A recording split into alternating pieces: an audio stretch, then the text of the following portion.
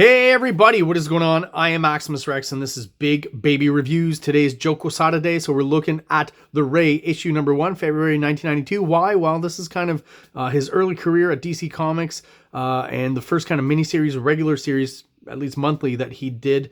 And still not kind of a known commodity at this point, kind of an unknown. So DC's kind of doing the McFarlane. What I'm referring to is we've been reviewing some early Incredible Hulk issues where the cover is handled by someone else, more of a, Marvel staffer artist or kind of Marvel house style artist, because of course McFarlane is not at the height of his popularity or anything. No one really knows about him.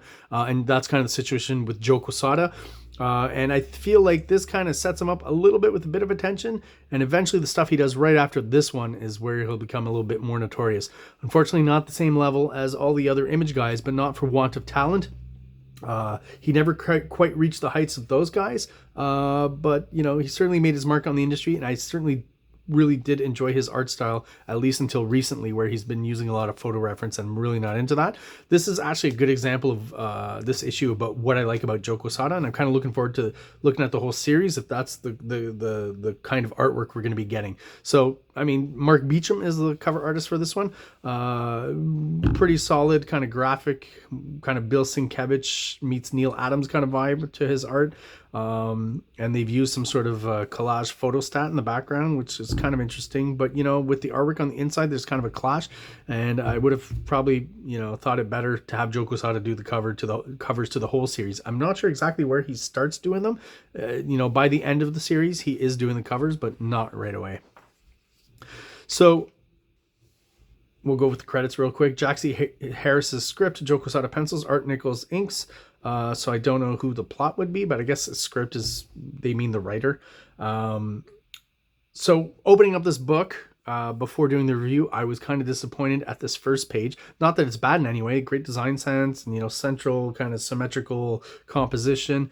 It was just, it really to me was quite a Mike Mignola ripoff as far as the aesthetic and the style that's being used, right? The stark silhouettes, right? Some, simple line work for all the other elements. And even just kind of the hatching here reminds me of kind of 1988 to 1990 Mike Mignola. And that's probably where he got the inspiration for that image from, to separate the planes that way with the silhouette and stuff. So it was a little disappointing because I was like, oh man, is this just going to be a whole kind of Mike Mignola ripoff issue?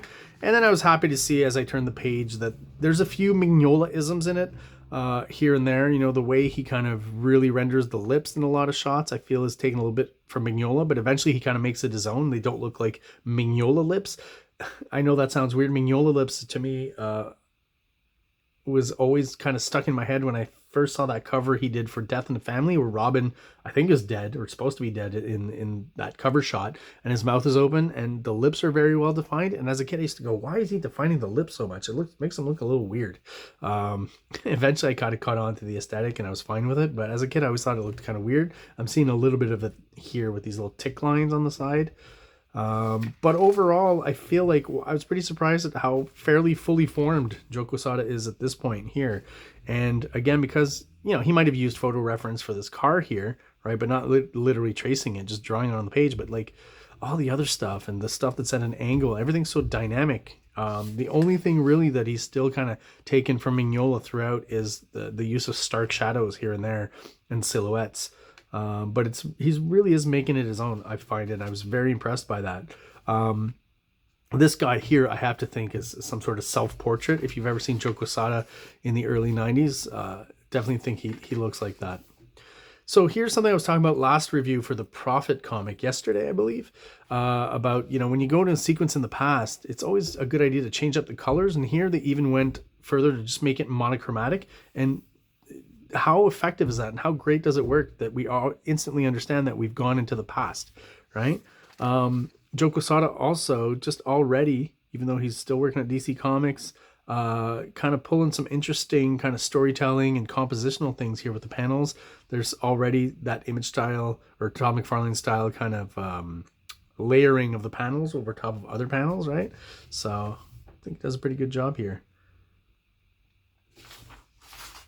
So it's a pretty long sequence here that shows us that basically as a kid, This guy who is the Ray or become the Ray. What did I forget his name? I think it actually is Ray. Is that possible?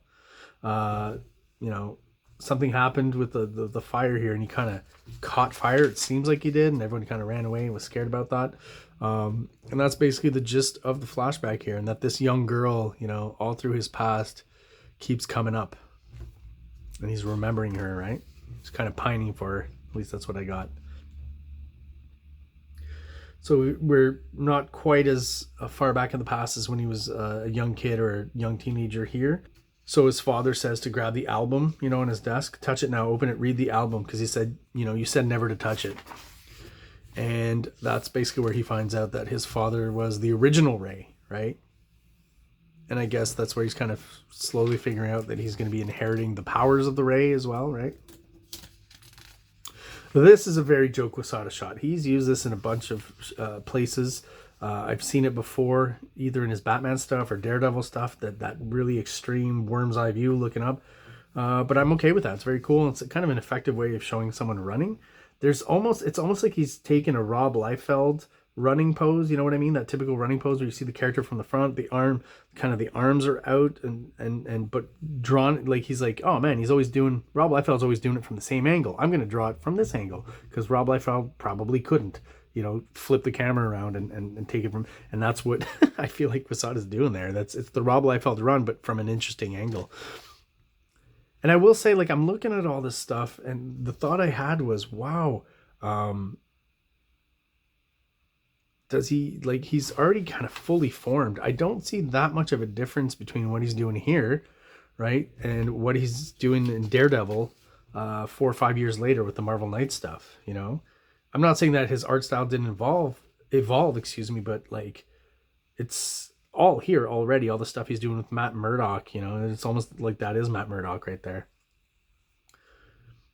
I really like this flashback, you know, monochrome thing that they're doing. They're even going from one flashback to another, you know, from blue to back to the red the magenta flashback. It's actually pretty easy to follow when you're reading. There's Joe Quesada again. Guess he was smoking at the time. I definitely, like, it's gotta be Joe Quesada. And why he's kind of doing McFarlane hands here is what I'd call that.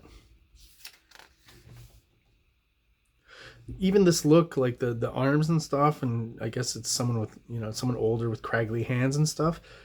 This will show up in the Ninjak later on when I review those issues. Dr. Silk, I think his name was. I'm not 100% sure. Spider Silk or something like that. This old guy stuck in a wheelchair. Very much the same textures we're getting here. And he's not being inked by Jimmy Palmiotti yet. This is Art Nichols, but I feel like they're doing a pretty similar job and being pretty true to the pencils overall. You know, there's a run we're going to look at where Kevin Nolan inks Joe Quesada, and it's almost like Joe Quesada completely disappears. It's kind of weird.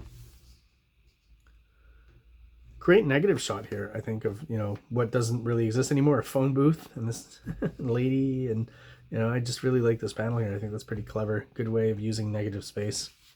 And yeah, he often does that we had it before at the emergency room with the ambulance, and that panel of the close-up, you know, almost the McFarlane side shot of just a little bit of the car, but he's given us more in a more extreme perspective. It's kind of hard to pull off. I don't know proportionately, though, where he's standing, if he's a little small as compared to the car, but I don't think you notice that as you're reading through the story. So he sees that girl that he's, you know, pining for, and I guess he wants to go and talk to her finally or whatever, but boom, interrupted by, of course, very conveniently, a hostage situation where she works, and she's being taken hostage. In this panel, I thought it was clever that, you know, she's handling papers and he grabs her. So the papers, Quesada's used the papers to create motion in, you know, this kind of swooping movement, which I think is very clever and works really well with these sheets. And I mean, how easy is it to draw these sheets, right? It's a interesting element to bring in, and something that doesn't take too much time. Creates a bit of overlap here, creates a lot of layering. I like this too, the 3-shot thing where, you know, you understand that he's kind of rotating the gun as he's shooting. Very well done there. Some pretty crazy foreshortening with the foot here. Really cool. This one here. I like that. So as she's being taken away, you know, he somehow triggers the powers, I guess through stress or anger or something. I guess we'll find out maybe more next issue about how that works exactly. But Joe Quesada kind of taking the Kirby Crackle and putting a new twist on it where it gets stretched out. Kind of reminds me of Speedball a little bit, but let me try that again. Speedball has definitely taken the Kirby Crackle from Kirby, right? I'm pretty sure. Did Steve Ditko create Speedball? Was he just riffing on Kirby Crackle for that one? I don't know. They do color the balls of Speedball as well. That sounds horrible. The balls, the energetic balls that Speedball creates, that still sounds bad, are different colors and stuff. But sometimes it's all black and possibly Kirby Crackle. Anyways, my memory might be faulty here. I thought this shot was pretty cool here. Almost like a Norm Brayfogle kind of vibe to it. And the dynamics, of it. And the line work here, I think works really well. Looks cool. Before computer coloring, that's a nice way to get kind of a visual effect there with all these parallel lines. Using a little bit of it here with the power emanation or explosion. Very Mignola here as well, I think. So I guess, and maybe in the way that the Ray, once he's using his powers, is depicted as almost all a silhouette except for the highlights on his jacket. There's some, somewhat of a Mignola thing to that as well, right? Like right here. You could almost think Mignola did this. But the story really moves along. His storytelling is already great and fully formed. He's drawing from tons of different and interesting angles, right? Again, the worm's eye view here. Yeah, I mean, pretty fully formed as to what I enjoy about Joe Quesada. And again, years later when he's doing Daredevil, and even when he did Ash, I think the production value of the comics are better, and the inking might get a little more kind of exciting and 90s-ish, but for the most part, I feel like he's got all the basics down that we're going to see at least for the 90s for Joe Quesada. Even here, he's already using, he's doing the McFarlane, using the smoke as a decorative element and also to be the actual panel. And he'll be doing a lot more crazy kind of decorative stuff like that in Ninjak. So, really a solid start, I got to say. He did the Spelljammer issue, which I thought was, it's all right. Different inker as well. But really, really going at it strong in this first issue of the Ray, art-wise, is Joe Quesada. Is this a little bit of a variation on the Tom McFarlane, Rob Liefeld hatching in the background? Also ripped off from Art Adams, right? These little lines here definitely remind me of some Mignola stuff. The Wolverine Jungle Adventure, he uses that here to kind of affect. So some little Mike Mignola tropes here and there. But overall, I do think he's really standing on his own in this issue. And showing us a lot of what will become Joe Quesada tropes. So here's one. I find he often, the way I'm going to try that again. The way he'll draw a leg from the back, this angle and the calf and stuff, I just feel like he's going to do a lot of that. And I think he feels like he does it well. And I would agree. Just the way he draws, this is very specific, but the way he draws a calf muscle and a leg from this angle, I think is just amazing. And he does a great job of it. And he's really good at it. And it's one of those things you're going to see a lot of all throughout his career. I know it's a weird detail, but you pay attention and you'll notice the masterful way in which Joe Quesada can draw foreshortened calf muscles. I probably say that because I think in my head, when I have to draw from that angle, I'm still pulling from that. Sometimes you pull from stuff that's ingrained in your memory when you're drawing. And that's definitely one of them where, it just taught me about, the curves in that foreshortened position and how that works when drawing a leg. Anyways, probably get into the really way too specific details, but there you go. So there you go, guys. My review of the Ray issue number 1. If you're still watching and you are subscribed to the channel, I really do appreciate your support. Thank you so much. If you're watching but you're not subscribed, please do so below. It only takes a quick second for you, and it really helps the channel out, helps us grow, and helps get us out there to other people who are into comic books, just like we are. YouTube is just on the cusp of accepting this channel as an official channel. We got to hit 500 subscribers. We've just passed the 450 mark. So any help that you can bring to the channel and bring to me would definitely be appreciated. So hopefully, we can hit that 500 sooner rather than later. So everyone, thank you so much for watching and have an awesome day. King Comics presents Big Baby, Volume 1, Issues 1 to 13, 204 pages of story and art. King Comics also presents Star Crasher one-shot, 32 pages, cosmic sci-fi surrealist adventure. You can find these fine comics at KingComics.CA, at MaximusRex13 on Instagram, or on Facebook, MaxRex or Big Baby. Like